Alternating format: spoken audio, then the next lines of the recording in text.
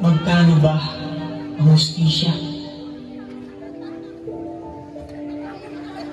Ang hako ay karapatang pantay-pantay, ngunit bakit tila iilan lang ang nakasasabay? Hustisyang dapat ay kakabit nino man, bakit kumakalas sa mga nasa laylayan? Magkano ba ang hustisya?